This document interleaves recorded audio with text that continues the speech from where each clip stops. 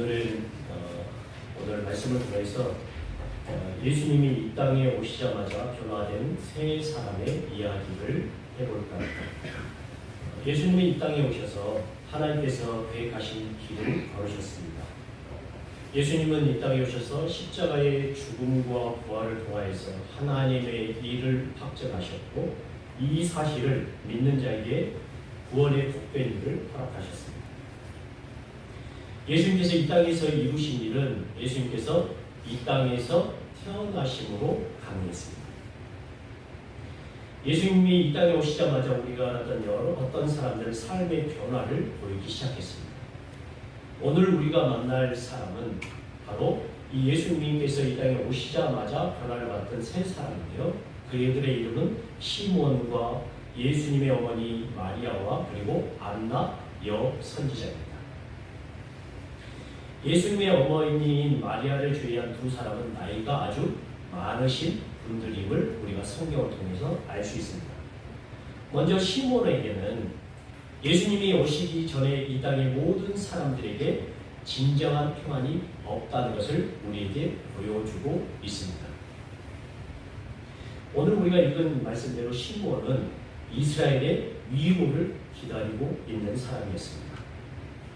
시몬은 예수님을 보기 전까지는 진정한 위로를 받지 못했던 사람입니다. 그럼에도 불구하고 그의 위에 성령님이 계셨다고 말합니다. 그의 평생에 진정한 위로를 받지 못했지만 그 위에 뭐가 있었다고요? 성령님이 계셨다고 말씀합니다. 그의 위에 있던 성령님께서 시몬에게 들려주셨던 음성이 있습니다. 그것은 네가 주의 그리스도를 보기 전엔 절대로 죽지 않을 것이다 라는 음성이었습니다. 조금 심한 말로 말하면 시몬은 죽고 싶어도 죽지 못한 사람이었습니다. 무엇을 보기 전까지는? 그리스도를 보기 전까지는. 이건 축복일까요? 저주일까요? 시몬에게 진정한 위로와 평안은 속히 주님을 만나고 그 주님으로부터 위로를 받는 것이었습니다. 그에게 위로는 무엇이었을까? 이 과중한 임무를 이루고 어디로 가는 것이었을까요? 하나님 앞으로 가는 것이었습니다. 때로는 어떤 사람에게 죽음이 위로일 수도 있다는 것을 말씀드립니다. 시몬은 왜 하나님의 이스라엘의 위로를 기다렸을까요? 하나님의 위로를 기다렸을까요? 오늘 말씀 누가복음 2장 1절에 보면 이스라엘이 얼마나 절망 가운데 있었는지를 어떤 단어를 통해서 우리에게 보여주는데 이스라엘은 지금 예수님 당시에 누구의 지배를 받고 있었을까요? 로마의 지배를 받고 있는 상태였습니다. 로마의 지배를 받고 있던 이스라엘의 위로가 필요한 시기였습니다. 여러분 2장 1절에 보면 누가 등장하냐면 이 세상의 구주, 이 세상의 왕이 등장하는데 여러분 2장 1절 한번 보십시오.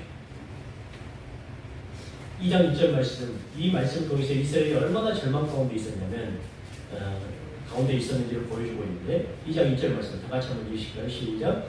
그때 가이사 아구스토가 영을 내려 천하로 다 포격하라 하였으니. 여러분 가이사 아구스토는 율리우스 카이사르의 양자였습니다. 여러분 나중에 인터넷과 이제 세계사를 한번 좀 보시기 바랍니다. 이 아구스토는 피비린내 나는 내전에서 정적을 전부 제압한 뒤에 로마 세계의 유일한 통치자가 된 사람입니다. 그는 자기가 온 세상에 정의와 평화를 안겨주었다고 선포를 했고 그리고 죽은 양 아버지가 신이 되었다고 선언하면서 자신을 누구라고 했냐면 신의 아들이라고 했습니다. 로마의 시인들은 이 아우구스투스를 세상의 구주라고 불렀습니다. 그는 세상의 왕, 세상의 주라고 호칭을 받았던 사람입니다. 자, 그런데 성경은 이 간단한 2장 2절의 말씀 통해서 무엇을 보여주고자 하면 이 세상의 왕은 우리에게 진정한 위로를 줄 수 있다 없다? 없다라는 것을 보여주고 있다. 이 세상의 왕은 자기 마음대로 하는 왕이지 이 땅에 살아가는 모든 사람에게 진정한 위로를 주지 못한다는 것을 보여주고 있다는 겁니다.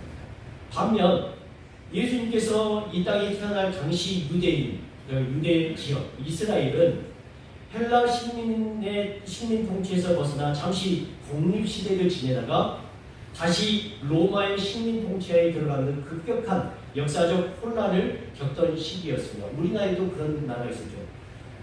독재시대에 벗어나서 조금 좋아지려고 했더니 다시 군부가 들어선 그런 상황 가운데 있었던 것을 보면 이스라엘도 뭐냐면 잠깐 헬라의 통치에서 벗어나서 독립운동이 일어났는데 그 독립운동이 지나고 나서 다시 누구의 지배를 받게 됐다고요? 로마의 식민 통치를 받게 되었다는 거죠. 그런데 그 당시에 이 유대를 다스렸던 왕이 누구였냐면 바로 여러분들이 많이 들어본 헤롯 왕이었습니다. 이 헤롯 왕은 유대인이 아니라 이방인의 왕이었습니다. 이방인이었습니다. 로마의 힘을 등에 업고 유대인의 왕으로 즉위했습니다. 자존심 강한 유대인들로서는 도저히 헤롯을 자신들의 왕으로 받아들이기 어려웠던 상황이었습니다. 그래서 나라의 독립을 쟁취할 목적으로 열심당이 생겨나서 독립운동을 하고 있었습니다. 열심당원들은 가슴에 칼을 품고 다니면서 로마인이나 당시 권력층들을 습격하는 일을 통해서 이스라엘을 회복하려고 하는 그런 일을 벌였습니다. 이럴 때마다 로마 군인이 출동하여서 범인을 추격하고 색출하는 등 살벌한 공포 분위기가 빈번하게 발생했습니다. 하지만 로마 제국이 힘 앞에 대부분의 유대인들은 어떻게 됐을까요? 굴복되었고 현실과 타협하며 소망을 잃은 채 무기력하게 살아가고 있었습니다. 여러분 영화 암살자에 보면 이정재가 이런 고백을 해요. 야, 내가 왜 이렇게 했느냐 했을 때 그 이정재가 했던 말이 어떤 말이냐면 대한민국이 독립하게 될 줄 상상하지 못했다라고 해요. 일본이 앞자기로 살았는데 왜 그렇게 살았냐 했을 때 대한민국이 어떻게 됐다고요? 독립할 줄을 모르게 됐다는 거예요. 마찬가지로 유대인들에게도 그러면 이 지독한 식민 통치에서 벗어나오자 하지만 그 식민 통치를 벗어날 수 있는 방법이 있었다 없었다? 없었다라는 거예요. 바로 이런 상황이었을 때 세상의 왕이 유대와 다른 모든 나라를 지배하고 있을 때 동방의 조그만 로마의 동쪽에 있는 변방의 나라에서 한 남자아이가 태어났습니다. 그는 한 세대의 안에 하나님의 아들로 불리고 제자들은 그분을 구주와 주로 부를 것이었습니다. 사람들은 그분의 출현이 세상에 진정한 정의와 평화를 가져다 줄 것이라고 믿었습니다. 그것을 믿었던 사람 중에 한 사람이 누구였냐면 바로 오늘 우리가 읽은 시몬이었습니다. 시몬의 이름은 하나님께서 들으심이라는 뜻을 가지고 있었으며 당시에는 아주 흔한 이름이었습니다. 나이가 많았던 시몬에게는 이스라엘을 걱정하는 마음만 아니라 저물어가는 자신의 생명 앞에서 나라의 미래와 자신의 미래에 대한 위로가 필요한 시기였습니다. 마치 이 시몬은 어떤 사람을 우리가 생각하면 좋냐면 6.25 전쟁을 참여하고 우리나라의 발전을 지켜본 아주 노병이라고 생각하시면 돼요. 이제 생명이 얼마 남지 않아요.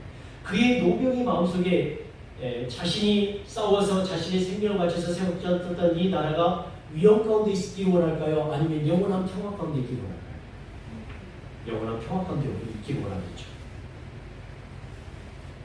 시몬도 그랬다는 거예요. 내가 지켜봤던 이 나라가 하나님 안에서 영원한 평화와 위로 가운데 들어갈 텐데 지금 진정한 위로와 평화가 임하지 못했다? 임하지 못했다는 거예요. 이때 성령의 인도하심으로 그는 누구를 만나게 되면 아기 예수님을 만나게 되었습니다. 시몬이 성전을 찾아가 들어간 것은 성령의 감동이 이기한 것이었습니다. 여러분 성경을 해석할 때 이렇게 해석하지 않았으면 좋겠어요.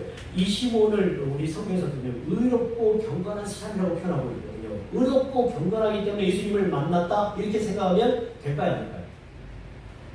네, 그럴 수도 있는데 성경은 분명하게 얘기합니다. 시몬이 아기 예수님이 이 예식을 지키려고 들어올 때 누구의 감동에 의해서? 성령의 감동에 의해서 들어갔지. 그가 의롭고 경건하기 때문에 예수님을 만나게 된 것은 아니었다는 것을 제가 말씀드린다. 성령의 감동에 의해서 예수님이 들어올 때 그가 성전에 들어가게 되었는데 그 모든 일들이 어떤 것이냐면 바로 성령의 감동에 의한 것이었다는 것을 먼저 말씀드립니다. 때마침 예수의 부모가 아기 예수를 데리고 율법의 관례대로 하기 위해서 성전에 들어오고 있었는데 시몬이 그 아기 예수를 어떻게 됐다고? 성전에 들어오면서 만나게 되었다는 거죠. 여러분, 때론 여러 인생 가운데 하나님께서 베풀어 주신 기막힌 순간들이 있습니다. 여러분, 인생을 살아가면서 하나님께서 베풀어 주신 기막힌 순간이 있었다고 느낄 때가 있습니까? 없습니까? 있을 거예요. 근데 그게 내가 오르고 경험해서 매일 되는 것이 아니라 누구에 의해서? 하나님에 의해서 이루어진 것들이 있다는 거예요. 시몬에게는 아기 예수님을 안고 오는 예수님의 부모를 성전에서 안에서 만나는 순간이었습니다. 시몬은 예수님을 만나고 성령의 응답을 받게 되었습니다. 그가 예수님을 만나고 난 후에 고백을 보면 이렇게 고백합니다. 여러분 잘 한번 보세요. 주제여 이제는 말씀하신 대로 종을 어떻게 하신다고요? 평안히 놓아 주십시오. 내 눈이 무엇을 보았다고요? 주의 구원을 보았습니다. 이 주의 구원은 만민 앞에서 예비하신 것이요 이방을 비추는 빛이요 주의 백성 이스라엘의 무엇이라고요? 영광입니다. 여러분, 근데 다른 사람은 이것을 발견할 수 있는 눈이 있었을까요? 없었을까요? 없었더라. 성령의 감동에 의해서 시몬은 이것을 발견했고 진정한 이스라엘의 위로와 평안이 왔다는 것을 알게 됐다는 거죠. 시몬은 성령님께서 그에게 주시는 응답을 입으로 고백합니다. 종을 평안히 도와주셔서 감사합니다. 내 눈이 주의 구원을 보았습니다. 그리고 그 구원의 실체가 무엇인지 고백합니다. 그는 만민을 위한 것입니다. 이방을 비추는 빛이요 주의 백성 이스라엘의 영광임을 고백합니다. 예배 전에 장로님께서 우리 유선민 선교사가 들어왔는데 이렇게 고백합니다. 이제 이후로 유선민 선교사가 프랑스에 들어가면 다시 만날 기회가 있을 것이다 없을 것이다? 아마 없을 것 같다라고 고백을 합니다. 여러분, 우리 인생에 그런 것들이 있을 수 있다 없다?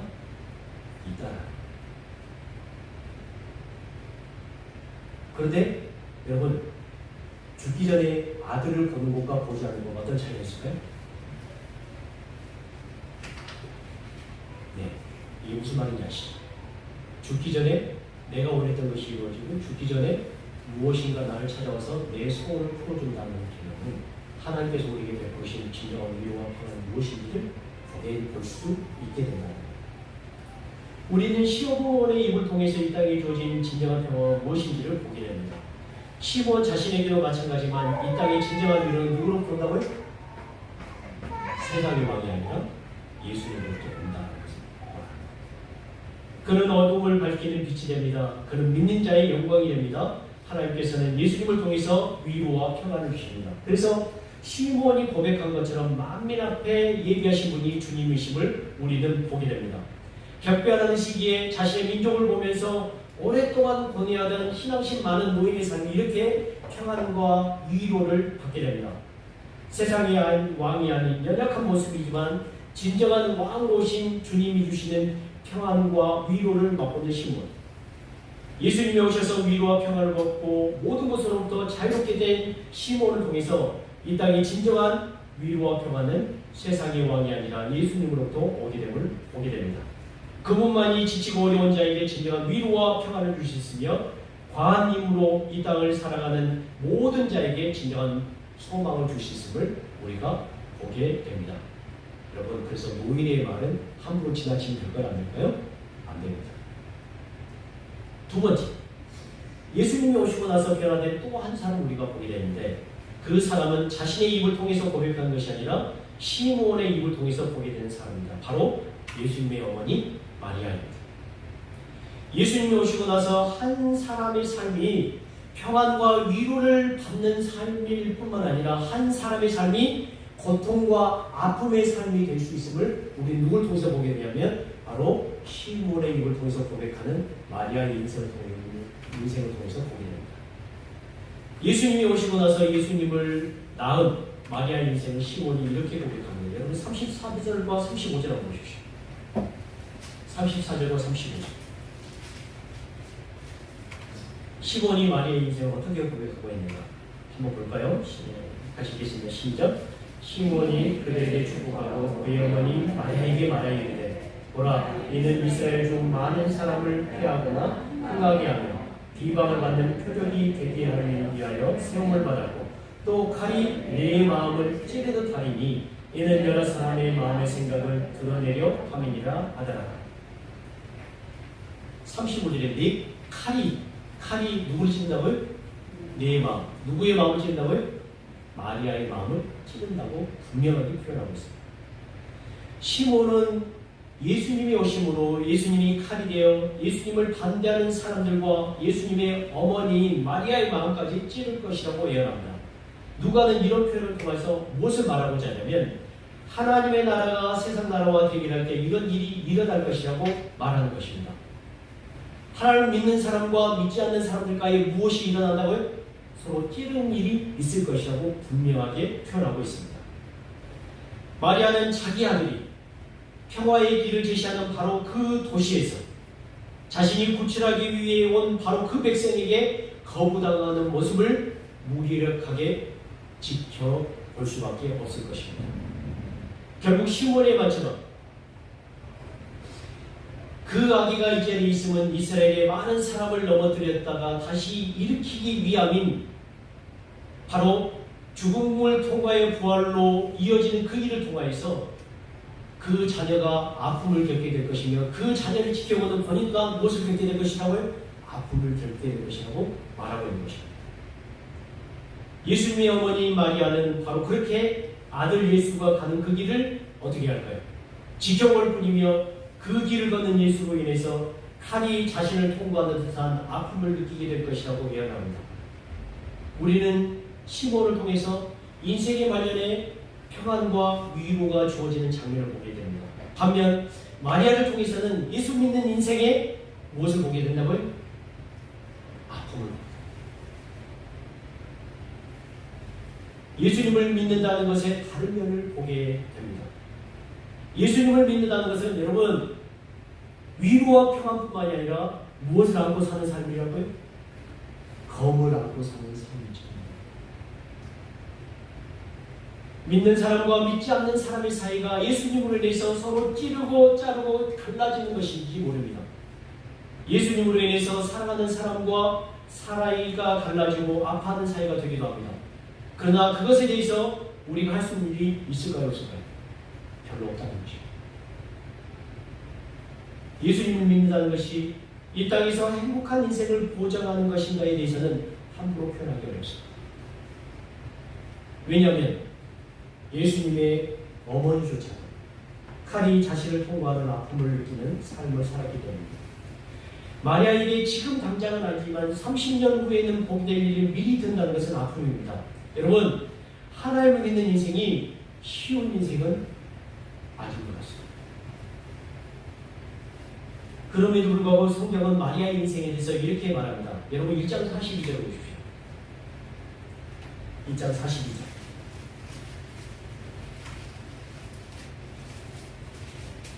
아픔을 간직하고 칼을 간직하며 살 인생이 될 그 마리아를 통해서 마리아를 어떻게 해석하고 있는지 우리가 봐야 됩니다. 1장 42절 같이 한번 읽으실까요? 시작. 큰 소리로 불러 이르되 여자 중에 네가 복이 있으며 네 태중의 아이도 복이 있도다. 45절 같이 읽겠습니다. 시작. 주께서 하신 말씀이 반드시 이루어지리라고 믿는 그 여자에게 복이 있도다. 여러분, 칼로 찌른 듯한 아픔을 평생 가지고 살아야 될 그 여자의 인생을 성경에서 어떻게 해석합니까? 복의 인생이라고 평가하고 있습니다. 오늘 우리는 예수님이 우리에게 오시고 나서 여전히 고통과 아픔을 느끼고 있는 사람이 있을 것입니다. 예수를 믿었는데 평안한 줄 알았더니 위로를 받을 줄 알았더니 더 고통스러워, 더 힘들어 이렇게 고백하는 사람이 있을 분들이 있습니다. 그럼에도 불구하고 마리아의 인생을 향한 하나님의 선언을 들어보십시오. 그럼에도 불구하고 그 여자에게 무엇이 있다고요? 복이 있다고 하고 있습니다. 여러분, 여러분 인생에 대한 하나님의 해석을 좀 들으시기 바랍니다. 여러분에게 고통이 있죠, 아픔이 있죠, 슬픔이 있죠. 평생 동안 이 칼이 우리를 찌른다는 그 아픔을 가지고 있는 사람에게 그래도 예수님을 믿으면 뭐가 있다고요? 복이 있다라고. 오늘 마리아를 향한 하나님의 인생 해석에 대한 복이 여러분에게 있기를 바랍니다. 마지막으로 안나라고 하는 여선제에 관한 것입니다. 이 여자는 과거에 불행한 여자였습니다. 오늘 성경에 보니까 이렇게 표현하고 있어요. 여러분들 36절 한번 보세요. 36절, 37절 이 여자의 인생이 어떤 인생인지 한번 보시기 바랍니다. 같이 읽겠습니다. 시작. 또 아셀 지파 가누의 딸 안나라는 선지자가 있어 나이가 매우 많았더라. 그가 결혼한 후 7해 동안 남편과 함께 살다가 과부가 되고 84세가 되었더라. 이 사람이 성전을 떠나지 아니하고 주야로 금식하며 기도하고 섬기더라. 여러분, 이 여자의 과거는 불행한 것이었습니다. 요즘은 나이 들어서 혼자 살면 돈이라고 그러더라고요. 내가 옛날에는 과부는 가장 불쌍한 사람입니다. 구약 성경을 보면 우리가 믿는 사람이 보호해야 될 사람 중에 꼭 한 사람이면 과부가 반드시 포함되는 사람이었어요. 예수님 시대의 과부는 불쌍한 그룹에 속했습니다. 그의 과거가 불쌍한 이유는, 불행한 이유는 결혼을 했지만 7해 후에 누가 죽었습니까? 남편이 죽어 과부가 돼서 몇 세 살았다고요? 84세가 살았습니다. 아마 60여 년 이상을 혼자 살았을 것입니다. 그리고 자녀가 있었을까요? 없었을까요? 아무도 자녀가 없었던 것 같습니다. 안나는 하나님께서 부르심에 순종하여 성전을 떠나지 아니하고 주야로 금식하며 기도하고 섬기던 사람이었으나 몇 년을? 60년. 여러분 즐겁습니까? 이게? 행복합니까? 한 세계 살 때 이래서 행복한 사람이고 저래서 행복한 사람이 있습니다. 여러분에게 이 인생을 살아가면 살 것 같습니까? 부러워할 것 같습니까? 그래, 하나님의 자녀로 헌신했으니 우리가 부러워야 된다. 이렇게 할 사람이 별로 없을 것 같아요. 그녀의 인생만을 볼 때 기쁜 일도 없고 즐긴 일도 없고 그리고 오로지 금식과 기도만을 쌓아온 이상하기도 불행해야만 할 것 같은 안나의 이름이 여러분 무슨 뜻을 가지고 있는지 아십니까? 안나가 이름이 은총이라는 뜻을 가지고 있어요. 어떤 뜻을 가지고 있다고?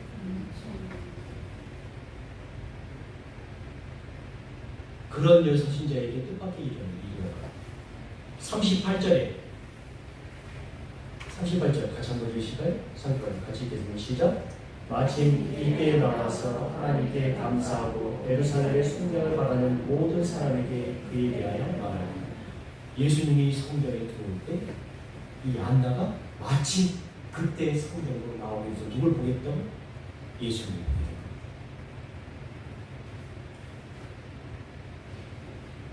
예수님을 보게 되었을 때 예수님에 대해서 하나님께 감사하고 예루살렘의 성령을 바라는 모든 사람에게 예수님에 대해서 말하고 전파하는 일이었습니다.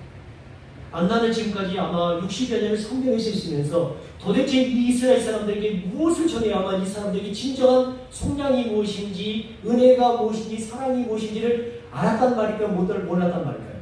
몰랐을 거라는 말이죠. 그런데 60년이 지나고 난 후에 예수님이 오셨을 때 내가 전해야 될 분이 누구라는 것을 알았다고요? 바로 이 예수님이라는 것을 알게 됐다는 거죠. 그의 문제가 해결됐습니다. 예수님이 오시고 난 후 그에게는 자신이 무엇을 전해야 되는지, 누구를 전해야 하는지 알게 된 것입니다. 어쩌면 마지막에 그의 사명이 무엇인지를 알게 되는 행복을 누리게 된 것입니다. 여러분, 교회를 다니는 사람들이 가장 큰 병폐 중에 하나가, 죄송한 말입니다만, 여러분 죄송한 말입니다만, 우리가 흔히 나이가 많으면 할 일이 없을 것이라고 생각하는 경향이 있습니다. 그래서 나이 많은 분들이 교회에서 많이 부탁하는 게 있습니다. 권사님, 장로님, 뭐 열심히 하시면 된다고요? 기도 열심히 하시고 금식 열심히 하시고 교회에서 기도하시면 된다고 그러는데 성경에서 한 번도 그렇게 이야기한 적이 있다 없다? 없다라는 거예요.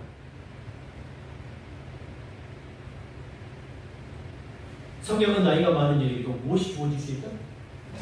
소명과 사명이 주어질 수 있다. 인생의 목적이 주어질 수 있다고 말씀하고 있습니다. 안나가 예수를 만나고 예루살렘의 성령을 받아내는 사람들에게 예수님을 전파합니다. 몇 세예요? 84세 나이, 84세, 지금 우리 교회 보니까 84세를 드신 분은 안 계신 것 같아요.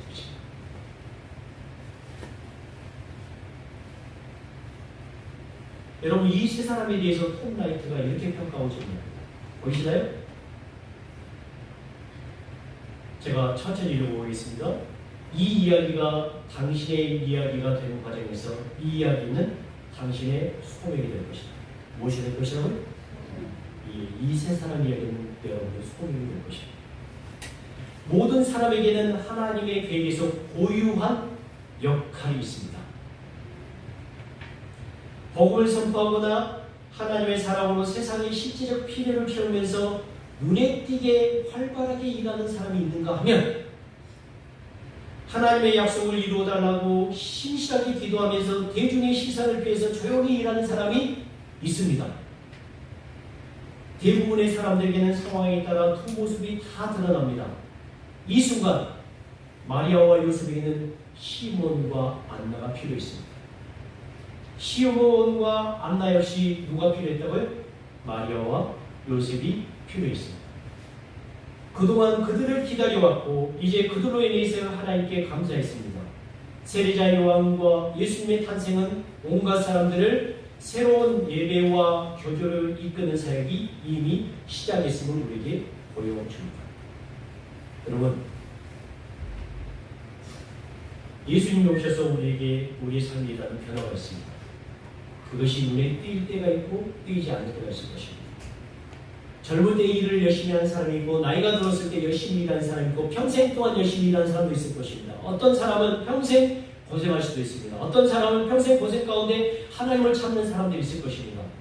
예수님의 오심으로 위해서 우리는 성전 안에 들어서는 다양한 사람들을 만나고 예비하고 교제합니다. 서로가 서로에게 도움을 주고 믿음을 이끌어주며 새로운 사명과 소명을 받는 역사가 일어납니다. 그리고 이 만남을 통해서 우리는 인생에 대한 다양하고 새로운 해석의 세계를 맛보게 됩니다. 그 다양한 인생들을 보면서 새로운 하나님의 역사를 깨닫게 됩니다. 그 다양한 인생들을 보면서 우리는 하나님의 역사에 불필요한 인생이 이런 하나도 없음을 깨닫게 됩니다. 혹시 여러분의 삶이 고통스럽습니까? 네, 그 사람의 인생도 하나님 앞에 불필요한 인생이 하나도 없다는 것을 분명히 말해주고 있습니다. 혹시 여러분의 삶에 자랑할 것이 없습니까? 혹시 여러분의 삶에 부끄러운 것만 가득 차 있습니까? 그러한 인생도 하나님 앞에서 버린 인생은 하나도 없습니다. 오히려 그런 인생을 향해서 하나님께서 더 강력하게 말합니다. 마리아에게 했던 금비루가 너에게 있다. 내 인생이 무엇이다는 복이 있다. 이것이 예수님이 오자 우리에게 일어난 일입니다. 평생 자신의 기도를 들어주지 않음으로 인해서 절망에 빠진 것 같은 한 사람의 인생 가운데 예수님이 오자 그의 평생의 기도를 들어주심으로 평안과 위로를 주심으로 하나님 앞에 즐거이 나아가게 된 인생을 봅니다. 평생 불행할 것 같은 인생이 말년에 예수님을 만남으로 은총이라는 뜻에 맞는 은혜를 누리게 됩니다. 그 사랑에 감격하여 예루살렘의 성장을 바라는 사람들에게 예수님을 소개하는 놀라운 역사에 들어갑니다. 믿음으로 복으로 받았던 아들들을 통해서 평생 칼로 찌른 듯한 아픔을 간직하고 살아있던 한 어머니를 보게 됩니다. 복의 인생이지만 아픔을 간직하고 살아야만 하는 인생도 있습니다. 그러나 그 모든 것이 바로 예수님이 오시자 각자의 인생 가운데 이루어진 일이었음을 기억하시기 바랍니다. 묘하게도 어디에 들어오면서 이 모든 문제가 해결됩니까? 성전 안으로 들어오면서부터 예수님을 만남으로부터 모든 일이 해결되어집니다. 이것이 우리에게 예수님으로 보는 변화라면 우리는 자신의 삶에 대해서 어떠한 자세를 가져야 할 것인가 생각해 보십시오. 빠른 것도 없고 느린 것도 없습니다. 이 모든 것이 주님이 오셔서 일어난 변화라면, 그것이 필요해서 주시는 것이라면 여러분의 인생은 정말로 소중합니다. 결국 무엇을 이룰 것이기 때문에 하나님의 일을 이룰 것이기 때문에 그것이 바로 우리 교회 안에서 이루어지는 일입니다. 그러므로 예수님으로 오는 이 변화, 인생의 변화를 받아내시고 하나님을 더욱더 붙잡고 영생을 살아가는 그 소중한 인생입니다.